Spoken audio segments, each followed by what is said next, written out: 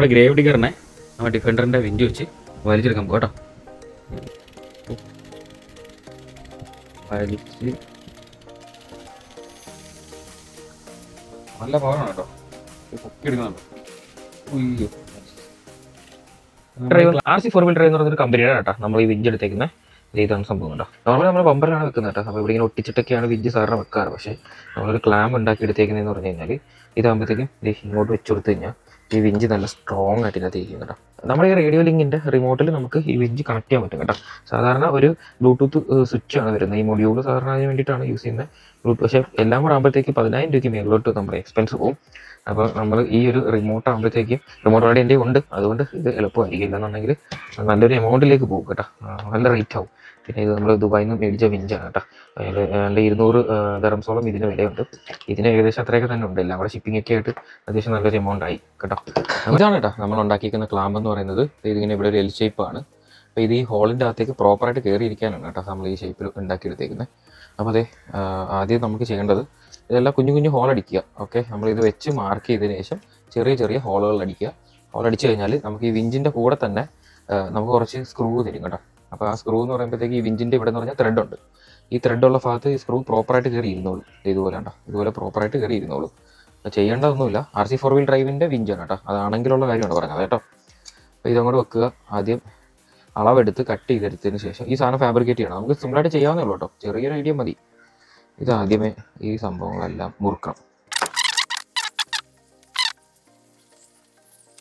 Metal ആയതുകൊണ്ട് GIയുടെ ചെറിയ ഷീറ്റാണ് കേട്ടോ, 1 mm ഷീറ്റാണ്. മെറ്റൽ ആയതുകൊണ്ട് നല്ല സ്ട്രോങ് ആണ് സാധനം. പ്രോപ്പറായിട്ട് കയറ്റി കൊടുക്കുക. ഓക്കെ, കയറ്റി കൊടുത്തതിന് ശേഷം ഹോള് കറക്റ്റാണോ എന്ന് നോക്കുക കേട്ടോ.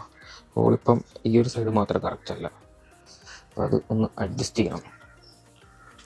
അപ്പോൾ അഡ്ജസ്റ്റ് ആയി കറക്റ്റായിട്ടുണ്ട്. അതിനുശേഷം ഇതൊക്കെ സ്റ്റോക്കാണ് കേട്ടോ, സ്റ്റോക്ക് ബമ്പർ ഇരുന്ന സ്ക്രൂകളാണിത്.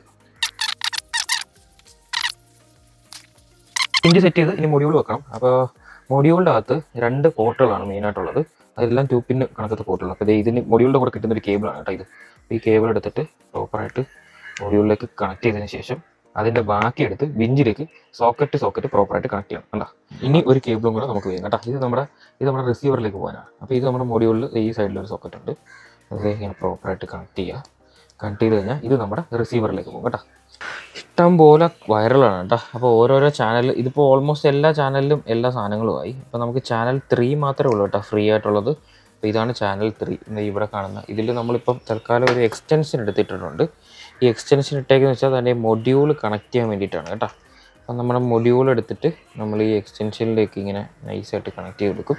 എക്സ്റ്റൻഷനൊക്കെ നമുക്ക് അതിൻ്റെ കൂട്ടത്തിൽ കിട്ടുന്നതാണ് കേട്ടോ. അപ്പോൾ ഈ കണക്ഷൻസിൻ്റെ പരിപാടികൾ കഴിഞ്ഞു കണ്ടേ. ഇതാണ് നമ്മുടെ കണക്ഷൻ എന്ന് പറയുന്നത്. ഈ കണക്ഷൻ്റെ പരിപാടികളെല്ലാം കഴിഞ്ഞ് ഇനി നമുക്ക് ബാറ്ററി ഇട്ട് ഓണാക്കി നോക്കാം.